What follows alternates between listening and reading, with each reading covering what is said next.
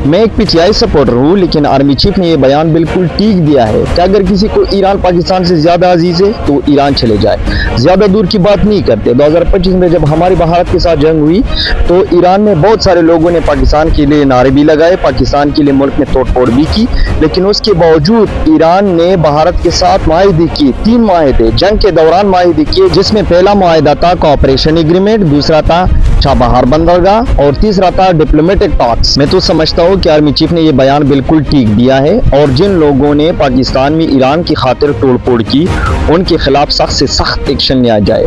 और जो लोग ईरान को इस्लामिक कंट्री कहते हैं, जो लोग ईरान को मुसलमान समझते हैं, वो एक बार ये हदीस पढ़ ले और इसके अलावा एक बार शाम के मुसलमानों को सर्च करें, शाम के 50 लाख शहीद मुसलमानों को सर्च कर ले और उसके बाद अपने गिरबान में झांक कर देखें।